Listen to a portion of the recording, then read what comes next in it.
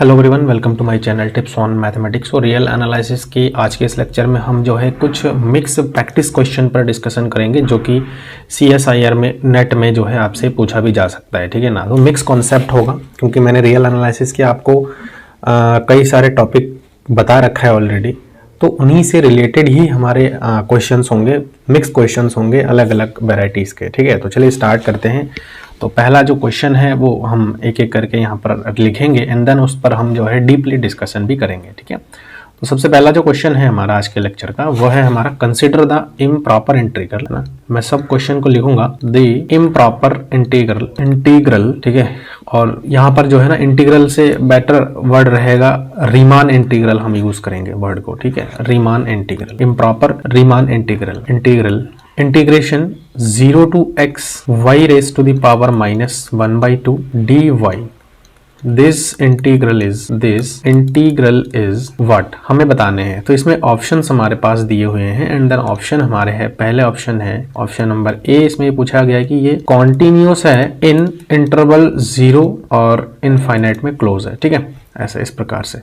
And B यहाँ पर जो है हमारे पास ये कॉन्टिन्यूस है only in 0 comma infinite. C option है डिसकॉन्टिन्यूस है इसमें 0 कॉमा इनफाइनाइट इंटरवल में।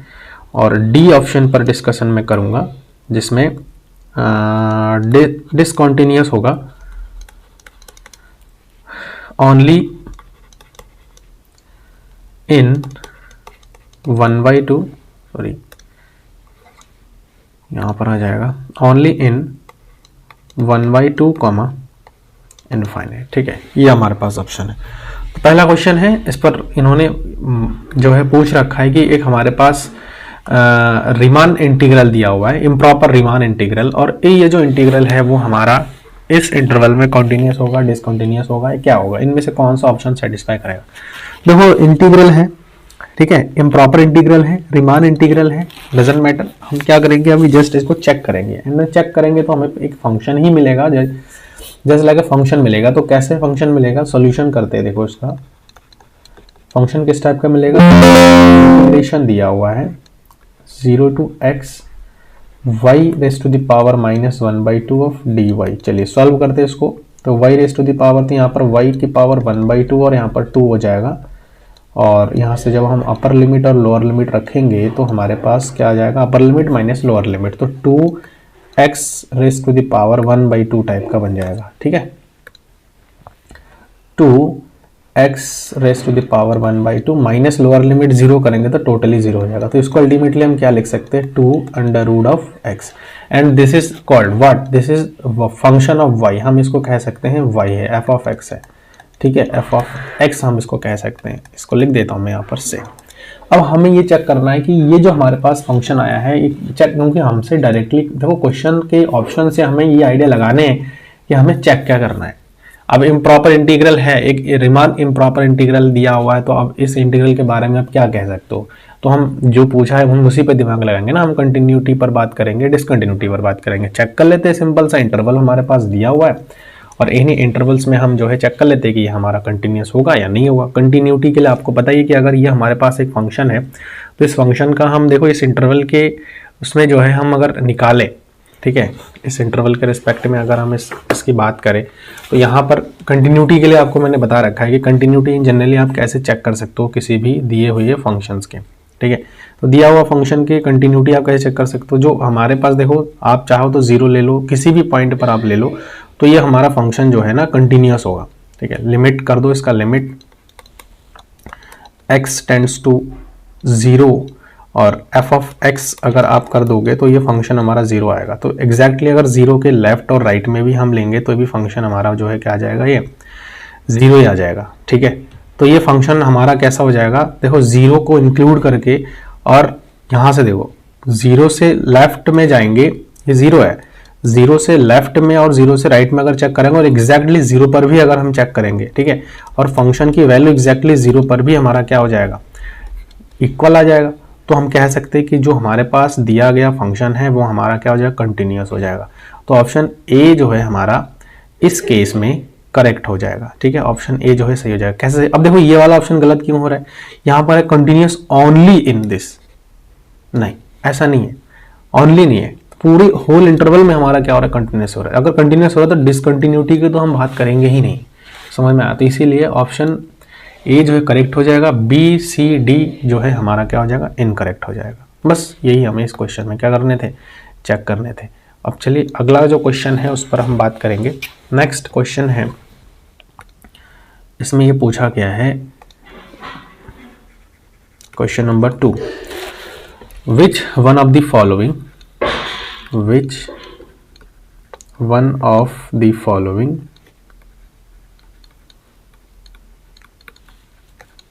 statement is true, following statement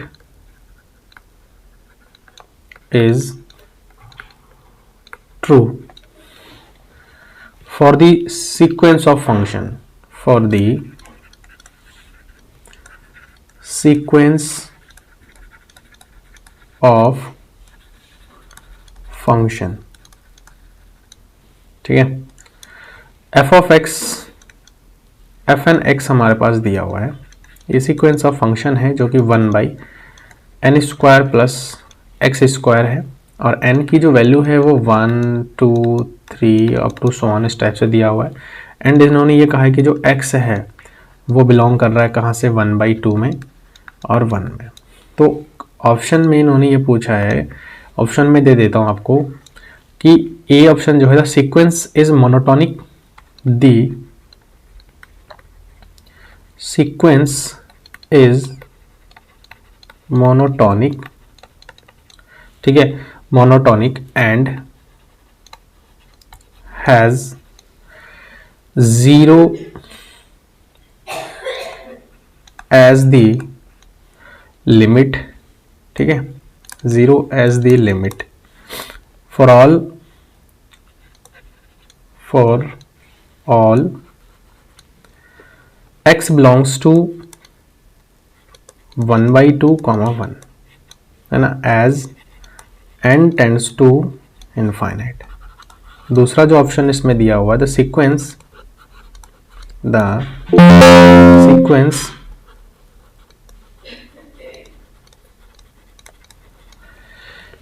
is not monotonic, is not monotonic,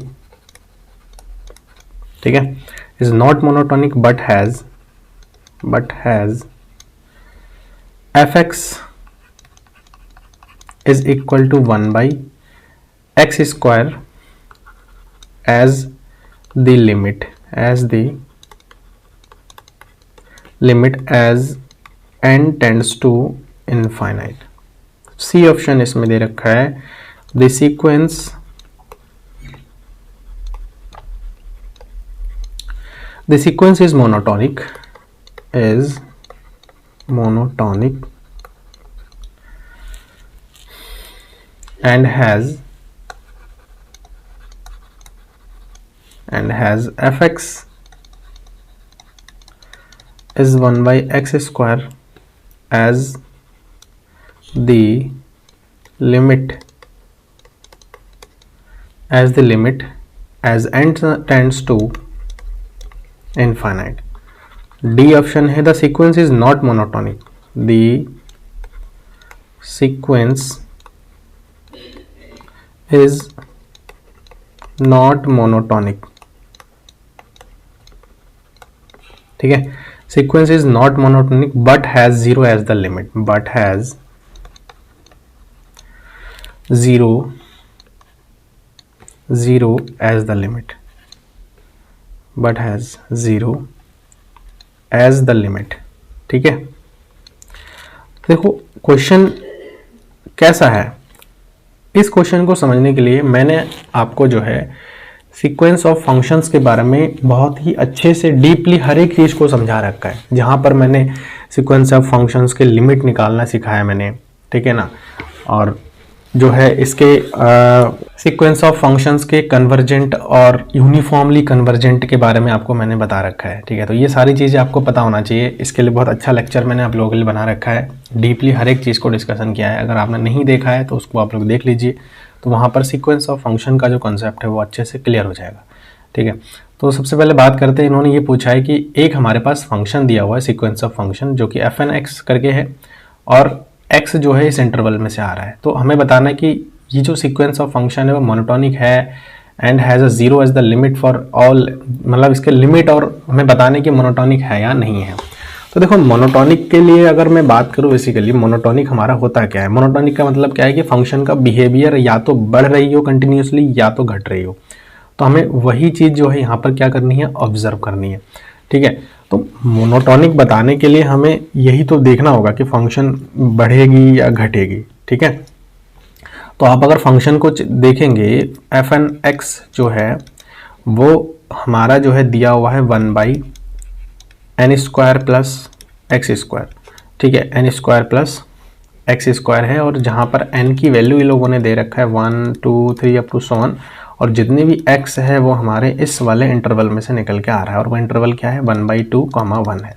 ठीक है, तो सबसे पहला तो देखो जो भी हमारे पास फंक्शन आ रहा है, अगर मैं इसको ऑब्जर्व करूं, अगर मैं इस फंक्शन को ऑब्जर्व करूं तो ये फंक्शन हमारा मोनोटोनिक है। क्यों? क्योंकि आप देखो अगर x की वैल्यू अगर आप फिक्स कर दो, n की वैल्यू अगर आप फिक्स कर दो और x की वैल्यू को आप अगर चेंज करते रहो तो भी फंक्शन कहीं ना कहीं हमारा कंटिन्यूसली डिक्रीज हो रहा है। ठीक है, तो मोनोटोनिकली एक डिक्रीजिंग फंक्शन है। वैसे नॉर्मली अगर आप क्वेश्चन को प्रैक्टिस करेंगे तो देख के आप जनरली पता लगा सकते हो कि जो दिया गया फंक्शन है वो हमारा कैसा है, मोनोटोनिक है या मोनोटोनिक हमारा जो है नहीं है। ठीक है, तो इस चीज़ को समझने के लिए देखो यहाँ पर हम कैसे कर सकते हैं वो भी हम एक बार देख लेते हैं। अब यहाँ पर ना मैं यहाँ पर ऐसे कर देता हूँ, देखो अगर मैं n+1 को लिखूँ, इस फंक्शन को अगर आप x को फिक्स कर दोगे तो हमारे पास पहला फंक्शन क्या बन जाएगा, f1x जो है वो हमारा बन जाएगा 1/n², 1 की वैल्यू 1 प्लस x² टाइप का हो जाएगा। ऐसे में अगर f2x की बात करूँ तो आप 1/2 टू द 4 हो जाएगा यहाँ पे। ठीक है, यानी कि 2 का स्क्वायर प्लस x² हो जाएगा। ऐसे ही मैं अगर f3 की बात करूँ तो हमारे पास बन रहा है f3 जो फंक्शन हमारे पास बन रहा है f3x वो हमारा बन रहा है 1/3 का स्क्वायर बन जाएगा और यहाँ पर x का स्क्वायर बन जाएगा अप टू so on। हम आगे इस प्रकार से अगर करते जाएंगे तो आप देख लो ना, x को फिक्स करते हुए अगर मैं n को जो है वेरी करते हुए चलूँ तो यहाँ पर हर एक उसके लिए फंक्शन 1, फंक्शन 2, फंक्शन 3 हमारे ये सीक्वेंस ऑफ फंक्शन हमारा बन रहा है। अच्छा, अगर मैं यहाँ पर एक चीज़ लिखूँ मैं थोड़ा सा, तो मुझे लगता है आपको कोई दिक्कत नहीं होना चाहिए। जैसे मैं n+1 लिख रहा हूँ तो ऑब्वियसली बात है वो n से तो बड़ी होंगी। ठीक है ना, फॉर एवरी n जो है वो हमारे नेचुरल नंबर में से आ रहा है, जो इन्होंने बता भी रखा है इस टाइप से, यहाँ से हम ले रहे। ठीक है, अब देखो इनका अगर मैं स्क्वायर कर दूँ तो n+1 का जो स्क्वायर होगा वो भी ऑब्वियसली बात है कि n² से तो हमेशा के लिए बड़ी होंगी ना, for every n belongs to natural number होंगी, ये बिल्कुल ट्रू है। अब मैं आकर यहाँ से दोनों साइड में मैं क्या कर दूँ, x जोड़ दूँ, मतलब n+1 का होल स्क्वायर प्लस x का स्क्वायर दोनों साइड में, तो भी हमारा ये जो फंक्शन है वो हमारा n² प्लस x² से तो बड़ी रहेंगी ना, बड़ी रहेंगी। फॉर एवरी n जो है हमारा इस नेचुरल नंबर में से आ रहा है और मैं जितने भी x को ले रहा हूँ ना, जितने भी x है फॉर एवरी x जो है वो हमारा इस इंटरवल में से लेनी पड़ेगी हमें, मैं ये लेके मान के चल रहा हूँ। अच्छा, अगर ये चीज़ आ रहा है,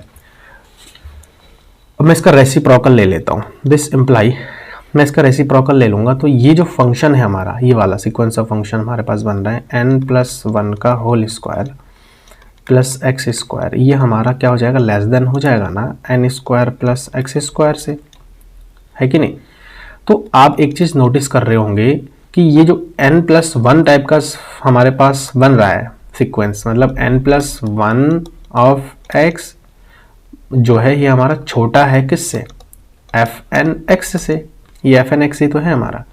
तो जब ये कंडीशन हमारे सामने आ रखा है तो अब हम इस कंडीशन से ये चीज़ बता सकते हैं कि ये जो है मोनोटोनिकली कैसा है, डिक्रीजिंग फंक्शन है ना, for every n belongs to natural number. अब देखो मैंने यहाँ पर देखते आइडिया लगा लिया था कि ये मोनोटोनिकली डिक्रीजिंग टाइप का फंक्शन होगा। मोनोटोनिक का मतलब क्या है वो भी आपको समझनी चाहिए, मोनोटोनिक। ठीक है, मोनो मतलब एक जैसा, ठीक है एक, और टोन मतलब धुन। तो क्या हो जाता है, एक ही धुन में जैसे कोई एक सीक्वेंस है तो एक ही मतलब वे में वो या तो बढ़ेगी या तो घटेगी, दो ही ऑप्शन है हमारे पास। तो देखो ये फंक्शन हम जितना भी हम n को, अगर मैं इसको आगे बढ़ाते जाऊँ 1 2 3 और x को फिक्स करके रखूँ, फिर बाद में मैं अगर x का कोई भी वैल्यू उठा लूँ इनमें से, तो कहीं ना कहीं ये जो फंक्शन है हर एक उसके लिए हर एक फंक्शन जो है वो हमारा डिक्रीज होता हुआ जा रहा है। तो उस कंडीशन में मोनोटोनिकली डिक्रीजिंग फंक्शन बोल सकते हैं, लेकिन हम उसको इस वे में प्रूव भी करके बता सकते हैं। तो मैंने वैसे बता दिया है आपको समझने के लिए। बाकी जब आप मैक्सिमम नंबर ऑफ क्वेश्चंस को प्रैक्टिस करेंगे देन आपको ये चीज़ आइडिया लग जाएगा कि हमारा जो सीक्वेंस दिया हुआ है, जो फंक्शन हमारे दिए हुए हैं, वो हमारा कैसा फंक्शन होगा, डिक्रीजिंग होगा या इंक्रीजिंग फंक्शन होगा।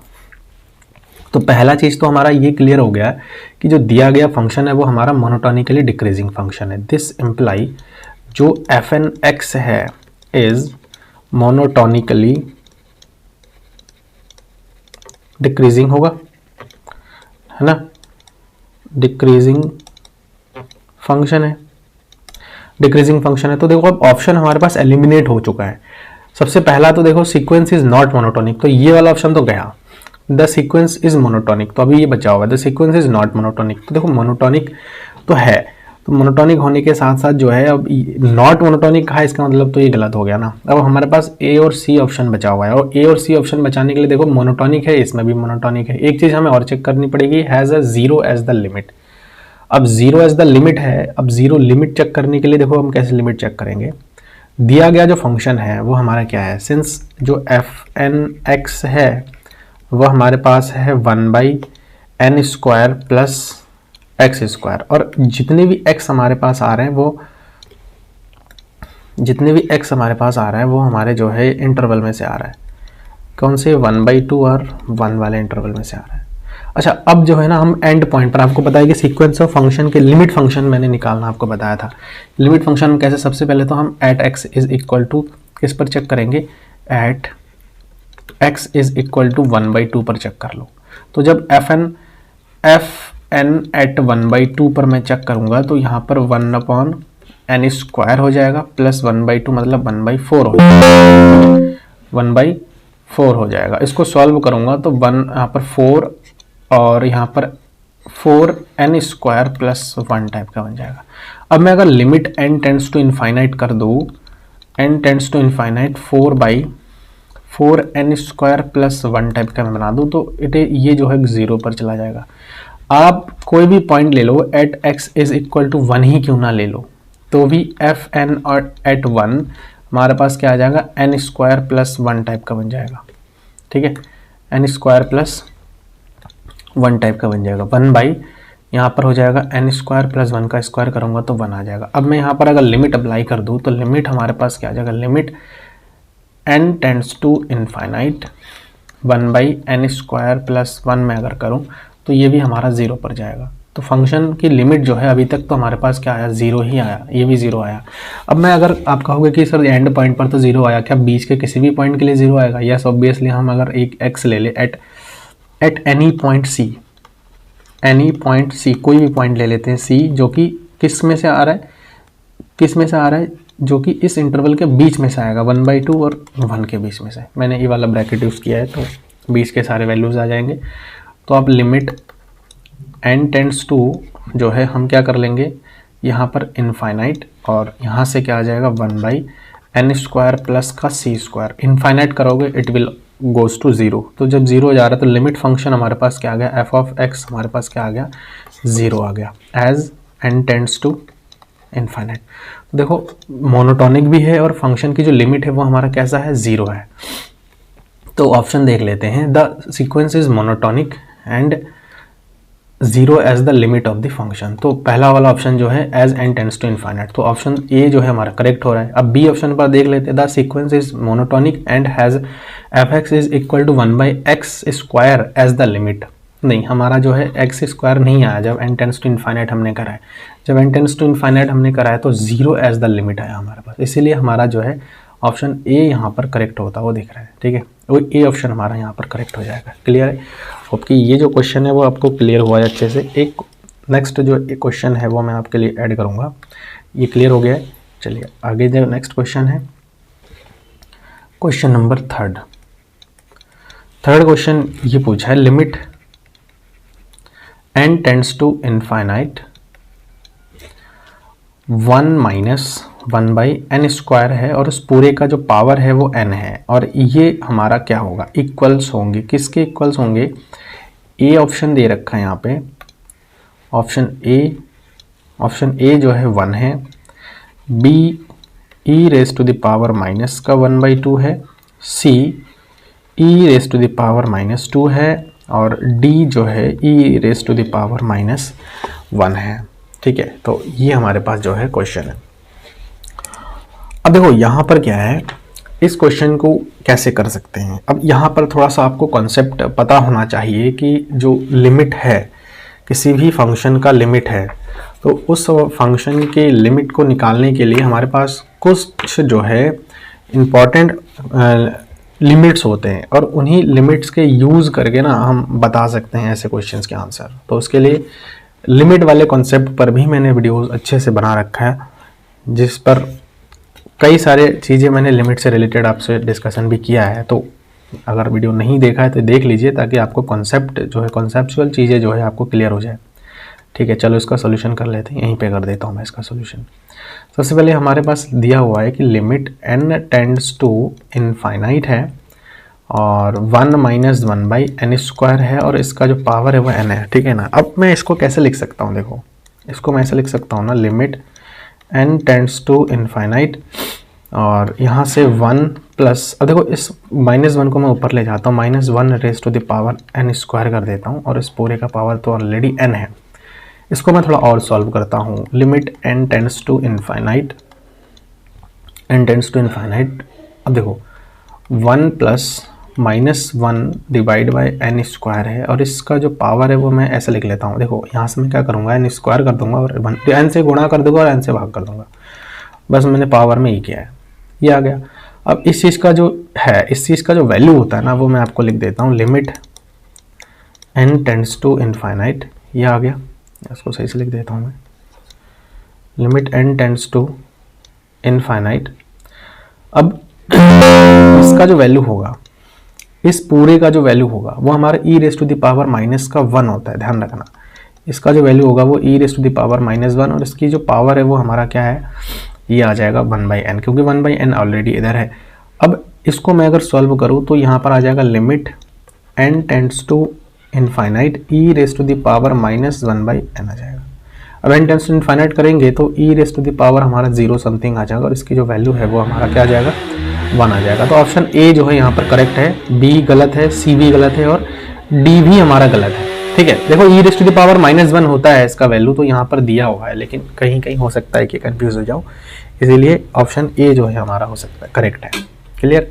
तो ये वाला क्वेश्चन भी आपको समझ में आ गया होगा, और डाउट अगर आपके मन में अभी भी रह रहा हो तो आप कमेंट के माध्यम से मेरे से बोल सकते हैं एंड पूछ भी सकते हैं। ठीक है, अच्छा चलिए अब इसमें जो है हम नेक्स्ट क्वेश्चन पर बात करेंगे। जो नेक्स्ट क्वेश्चन है वो है हमारा क्वेश्चन नंबर 4। क्वेश्चन नंबर 4 क्या कह रहे हैं, consider the interval, consider the interval, consider the interval. हमने एक इंटरवल कंसीडर करा लिया यहाँ पे, और जो कि -1, 1 है, एंड एक सीक्वेंस है, and a sequence, and a sequence an है, जो कि n इज इक्वल टू 1 से इनफाइनाइट पर रीच कर रहा है, of elements in it, of elements in it. Then हमको ये बताना है कि ऑप्शन नंबर जो 1 है, ये ए ऑप्शन, ठीक है, every limit point of A, every limit point of an, sequence an कहेंगे हम यहाँ पे, is in -1, 1। बी ऑप्शन हमारे पास दिया हुआ है, every limit point of an, ठीक है, मैं ऐसे लिख देता हूँ, every limit point of, यहाँ पर इसको हटा देता हूँ, 2 बार हो गया ये, ठीक है, every limit point of an is in, अब यहाँ पर जो है मैं ब्रैकेट चेंज कर देता हूँ, ठीक है, -1, 1 और सी ऑप्शन है the limit point of a n, the limit point of a n can only be in -1, 0 and 1, ठीक है। एंड सी डी ऑप्शन जो है the limit point of a n, मैं इसको ऐसे लिख देता हूं, कैन नॉट बी, यहां पर चेंज कर देता हूं, can not be in -1, 0 and 1, इस प्रकार के जो है हमारे सेट में आ रहा है। तो इसके देखो सबसे पहले तो यहाँ क्लियर पता लग रहा है कि हमें क्या करना है, एक सीक्वेंस ए एन है, इसका लिमिट पॉइंट हमें निकालना है। तो इसके लिमिट पॉइंट निकालने के लिए सीक्वेंस का लिमिट पॉइंट कैसे निकालते हैं वो भी आई थिंक आपको क्लियर है। अगर क्लियर नहीं है तो इसका भी मैंने लेक्चर बना रखा है आप लोगों के लिए। देखो ऐसा कोई भी क्वेश्चन मैं यहाँ पर ऐड नहीं कर रहा हूँ जिसके बारे में आपको मैंने नहीं बता रखा है, ठीक है। तो अगर जानकारी लेना है तो आप मेरे प्लेलिस्ट में जाकर के A to Z हर एक क्वेश्चंस के मीनिंग के बारे में आप समझ सकते हो। तो एक सीक्वेंस हमारे पास दिया हुआ है ए एन, ठीक है। अब इस सीक्वेंस के बारे में इन्होंने ये बता रखा है कि एन की जो वैल्यू है वो 1 से इन्फाइनाइट तक जाएगा, ऑब्वियसली बात है। और ये जो सीक्वेंस है ये हमारा क्या है, इज इन -1, 1 में है, अरे -1, 1 में है, ठीक है। ये सीक्वेंस है। अब ना हम क्या करते हैं, एक सीक्वेंस को कंसीडर कर लेते हैं, ठीक है। एक सीक्वेंस हम यहाँ पर कंसीडर कर लेते हैं जो कि इन्होंने ये बता रखा है। सीक्वेंस के लिए हमेशा ब्रैकेट यूज कर लेते हैं, 1 - 1/n, ये एक सीक्वेंस हमने ले लिया और इसकी जो वैल्यू है वो n = 1 से इनफाइनाइट तक है। अब देखो यहाँ से क्या होगा कि अगर मैं इसका लिमिट निकालूं, limit n tends to infinite 1 - 1/n में अगर कर दूं तो ये हमारे पास लिमिट पॉइंट क्या आ रहा है, 1 आ रहा है, ठीक है। लिमिट पॉइंट क्या आ रहा है, 1 आ रहा है। अब देखो अगर सीक्वेंस मैंने लिया है तो सीक्वेंस का ऑप्शन पर हम यहाँ पर ऑप्शन क्या है, देखो इस क्वेश्चन में every limit point of a n is in, जो है इस इंटरवल में, और इस इंटरवल में आपको पता है कि जो है 1, -1 और 1 हमारा क्या है, इंक्लूड नहीं है, समझ में, इंक्लूड नहीं है। तो देखो एक एवरी लिमिट पॉइंट, तो जितने भी लिमिट पॉइंट है वो इसी में ही लाई करेगा, ऐसा तो जरूरी नहीं है। तो एक ऑप्शन तो हमारा यहीं से खत्म हो गया है, मतलब पहला ऑप्शन गलत हो गया है। और दूसरा ऑप्शन में इन्होंने ये कहा है कि एवरी लिमिट पॉइंट जो है इसमें, तो जितने भी देखो लिमिट पॉइंट हमारे आ रहे हैं वो हमारा जो है बी ऑप्शन के अंदर ही आ रहा है, क्योंकि लिमिट पॉइंट हमारा क्या आ गया, 1 आया ना।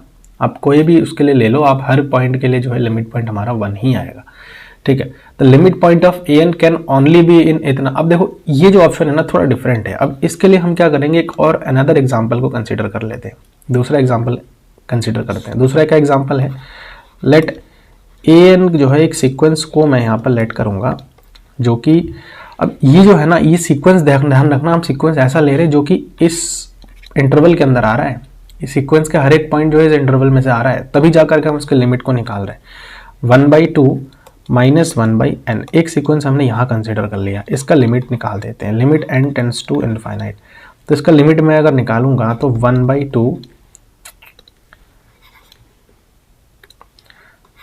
1/2 माइनस का 1/n हो जाएगा, ये n टेंड्स टू इनफाइनाइट पर 0 हो जाएगा, दैट इज इसका जो लिमिट हमारा आ रहा है वो 1/2 आ रहा है, ठीक है, 1/2 आ रहा है। तो अब देखो ये जो हमारे पास लिमिट आया, अब ये जो सीक्वेंस है वो भी इज इन, हम ये देख रहे हैं कि ये -1, 1 में आ रहा है, समझ में, -1, 1 में आ रहा है। तो यहाँ पर जो है अब 1/2 को देख रहे हैं, लिमिट हमारा इस सीक्वेंस का भी हमारा क्या आ गया, 1/2 आ गया। तो 1/2 देखो इस इंटरवल के बीच में तो लाई कर ही रहा है ना, इस इंटरवल के बीच में तो लाई कर ही रहा है। तो दो सीक्वेंस है, अब दोनों सीक्वेंस से आपको ये चीज़ तो क्लियर हो गया है कि ये जो है इसमें आपका आ जाए, ठीक है ना। तो इसका जो ऑप्शन होगा limit point can only be इसी में से ही आ रहा है, नहीं देखो -1, 0, 1, 1/2 भी तो आ रहा है एक ना एक लिमिट पॉइंट। हमने इस इंटरवल में एक सीक्वेंस को डिफाइन करा और उस सीक्वेंस में एक पहला सीक्वेंस हमने लिया जिसमें हमारा 1 आ रहा था एग्जैक्टली, और दूसरा हमने लिया है एक सीक्वेंस और जो कि इसी इंटरवल में डिफाइन है, जिसमें हमारे पास 1/2 आ गया। तो 1/2 तो इसके अंदर है ही नहीं, क्योंकि ये एक सेट है, सेट के फॉर्म में दिया हुआ है। तो सेट के अंदर तो हमारे पास 1/2 हो ही नहीं सकता, जितने एलिमेंट है वो एग्जैक्टली उतने ही होंगे। तो the limit point of an can only be in this, तो ये भी ऑप्शन हमारा गलत हो जाएगा। The limit point of an can not be in this, तो इसके अंदर नहीं, ऐसा भी नहीं है, ठीक है। ये भी हमारा ऑप्शन, तो जो है अप्रोप्रिएट आंसर जो हमारा यहाँ पर हो जाएगा, करेक्ट आंसर, वो हमारा ऑप्शन नंबर बी हो जाएगा। क्लियर है? तो ये आई थिंक आपको समझ में आ गया है क्वेश्चन। अब एक क्वेश्चन मैं यहाँ पर और ऐड करूँगा। ये सब क्लियर हो गया? अगर डाउट है तो आप लोग कमेंट बॉक्स में मेरे से डायरेक्टली पूछ सकते हैं, ठीक है। चलो अगला क्वेश्चन मैं यहाँ पर ले रहा हूँ, क्वेश्चन नंबर 5, ठीक है। एक लेट हम जो है एक फंक्शन को डिफाइन करेंगे जो कि रियल नंबर में से रियल नंबर में ही डिफाइन हो रहा है, ठीक है। Be a monotonic function, be a monotonic function, ठीक है। देन ऑप्शन जो है मैं दे रहा हूं आपको, ए ऑप्शन जो है इसमें f has no discontinuities, f has no discontinuities, ठीक है। बी ऑप्शन है f has only finitely many discontinuities, f has only finitely many discontinuities. C option है f कैन हैव, यहां पर इसको चेंज करते हैं, देखो इसे, f can have at most countably many discontinuities, ठीक है। इसको लिख लीजिएगा पूरा आप लोग, मैं शॉर्ट में लिख देता हूं। f कैन हैव, अगला मैं एक ऑप्शन और ऐड कर देता हूं, f can have अनकाउंटेबली many discontinuities. अब क्वेश्चन जो है देख करके आपको समझ में आ गया होगा कि इसमें हमें डिस्कशन किस बारे में करना है। तो इसमें हमें सीधा सीधा पता लग रहा है कि हमें कॉन्टिन्यूटी और डिसकंटिन्यूटीज के बारे में डिस्कशन करनी है। मोस्टली हमें कॉन्टिन्यूटी पर बात ही नहीं करनी पड़ेगी, क्योंकि हर ऑप्शन में कहीं ना कहीं आपको डिसकंटिन्यूटी दिख रहा है। तो यहाँ पर सबसे पहले तो एक फंक्शन है जो कि डिफाइन किया गया है R से R में, है ना। R से R में जो है डिफाइन किया गया है और वो मोनोटोनिक फंक्शन है, ये सबसे इंपॉर्टेंट बात है। तो ऐसा एक कोई एग्जाम्पल क्या हमारे पास हो सकता है पॉसिबल कि हम मोनोटोनिक, देखो हाँ, इसके एक जब मैंने डिसकंटिन्यूटी डिस्कशन किया है जस्ट लास्ट लेक्चर में, बहुत पुराना भी नहीं है, मैं 2-3 दिन हुआ है आई थिंक, मैं आप लोगों के साथ डिसकंटिन्यूटी के बारे में बता रखा है। अलग अलग टाइप के डिसकंटिन्यूटीज को डिस्कशन किया है, जिसमें रिमूवेबल डिसकंटिन्यूटी हमने पढ़ रखा है, फर्स्ट काइंड ऑफ डिसकंटिन्यूटी पढ़ रखा है। तो उसमें मैंने एक एग्जाम्पल लिया था, जो कि फंक्शन हमारा था, लेट एक फंक्शन है डिफाइन हो रहा है, कहाँ से R में डिफाइन हो रहा है, और जो फंक्शन होगा ना, फंक्शन है वो हमारा ग्रेटेस्ट इंटीजर फंक्शन है। ये एक ऐसा एग्जांपल है जो कि यूनिवर्सल एग्जांपल हम कह सकते हैं। तो ये fx जो है क्या है, f हमारा जो है मोनोटोनिक है ना, मोनोटोनिक है। अब f अगर मोनोटोनिक है तो आपको मैंने ये बताया था कि ग्रेटेस्ट इंटीजर फंक्शन में अगर आपको कंटिन्यूटी चेक करनी है तो आपको लेफ्ट हैंड लिमिट और राइट हैंड लिमिट के बारे में आपको पता होना चाहिए। अगर लेफ्ट हैंड लिमिट और राइट हैंड लिमिट एग्जिस्ट कर जाता है तो उस कंडीशन में हम कहते हैं कि ये कंटिन्यूटी है। तो आपको पता है ना कि इसके ग्रेटेस्ट इंटीजर फंक्शन है, अब ग्रेटेस्ट इंटीजर फंक्शन में हम सारे के सारे इंटीजर वैल्यूज को ही लेते हैं। तो हम यहाँ पर क्या करेंगे, at x is equal to c पर लेंगे, और c हमारे कहाँ से आ रहा है, इंटीजर्स में से आ रहे हैं। तो ये जो फंक्शन है वो हमारा डिसकंटिन्यूअस होता है, ये मैंने बता दिया आपको, वैसे तो कोई बात नहीं, मैं यहाँ पर भी बता देता हूँ। तो हम क्या करेंगे, सबसे पहले ना limit x tends to c negative लेंगे और यहाँ पर f ऑफ x लेंगे, तो c से थोड़ा कम वैल्यू। तो कोई भी इंटीजर है, मान के चलिए कि मैं यहाँ पर जो है 2 ले रहा हूँ, सॉरी 3 ले रहा हूँ। अब मैं क्या कर रहा हूँ, 2.99 ले रहा हूँ। तो इस कंडीशन में जो हमारे इंटीजर की जो वैल्यू होंगी ना वो 2 हो जाएगा, मतलब 3 है तो 1 हो जाएगा माइनस। तो यहाँ से क्या आ जाएगा, limit x tends to c negative, मतलब थोड़ा कम वैल्यू ले रहा हूँ मैं। जब नेगेटिव लेफ्ट हैंड लिमिट की जब बात करते हैं तो हमारे पास जो हमारा ग्रेटेस्ट इंटीजर फंक्शन आएगा ना, वो हमारे पास क्या हो जाएगा, अगर मैं c पॉइंट पर ले रहा हूँ तो c-1 टाइप का हो जाएगा, ठीक है ना।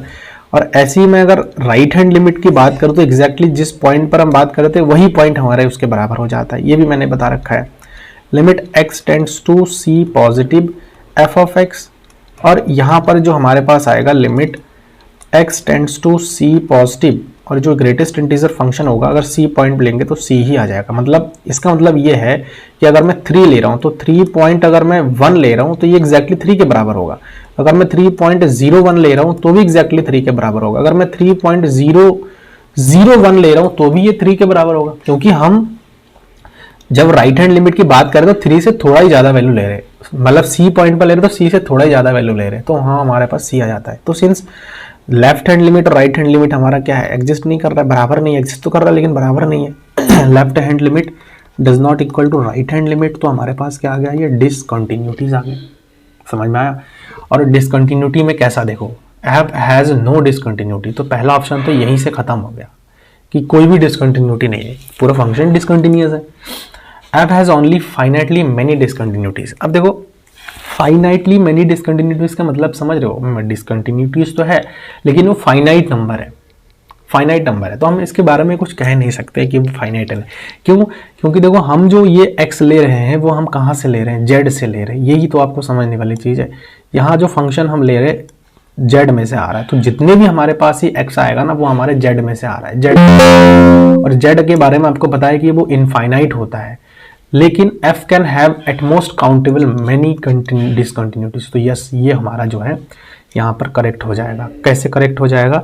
क्योंकि देखो यहाँ पर जो है ना ये भी हमारा गलत हो गया है, सी ऑप्शन हमारा सही हो जाएगा। क्यों? क्योंकि देखो z की अगर मैं बात करूँ तो ये काउंटेबल होता है, इसके बारे में मैंने तो एकदम स्टार्टिंग में ही बताया था, काउंटेबल अनकाउंटेबल सेट के बारे में जब मैंने डिस्कशन किया था। क्योंकि x हमारा काउंटेबल सेट में से आ रहा है, तो हमारे पास जो है जितने भी हमारे, देखो ये जो फंक्शन होता है ना वो z के अलावा जितने भी हमारे अलावा और नंबर होते हैं, मतलब इंटीजर के अलावा जितने भी नंबर हमारे होते हैं उस पर ये कंटिन्यूस होता है, लेकिन इंटीजर जो वैल्यू होते हैं ना उस पर जो है ये डिसकंटिन्यूस दिखा देता है, दे देता है। तो डिसकंटिन्यूटी के लिए अगर इंटीजर पर, सिर्फ इंटीजर पर डिसकंटिन्यूटी दे रहा है तो उस कंडीशन में काउंटेबली मैनी डिसकंटिन्यूटीज हम, ये जो आंसर होगा वो हमारा बेस्ट आंसर कहलाएगा और यही एग्जैक्ट आंसर होगा। F can have uncountable many, uncountable तो हो ही नहीं सकता है इसमें, क्योंकि जेड हमारा काउंटेबल होता है। समझ में आ गया? जो भी ग्रेटेस्ट इंटीजर फंक्शन है वो इंटीजर वैल्यू पर जो है डिसकंटिन्यूस होता है, लेकिन इंटीजर के अलावा अगर कोई और वैल्यू है तो वो हमारा कंटिन्यूस होता है। इस बात का आपको ध्यान रखना है। इसीलिए ये जो एग्जांपल मैंने यहाँ पर कंसीडर किया है वो इस पूरे क्वेश्चन को सेटिस्फाई कर रहा है। एफ हमारा मोनोटोनिक भी है और आर में ही भी हमने डिफाइन करके दे दिया है। तो होप कि ये जो क्वेश्चन है वो समझ में आ गया है। ठीक है, अगला एक क्वेश्चन मैं और ऐड करूंगा इस लेक्चर में। ठीक है, और जो ये क्वेश्चन है वो है आपका consider the function f of x, y is equal to x square upon y square.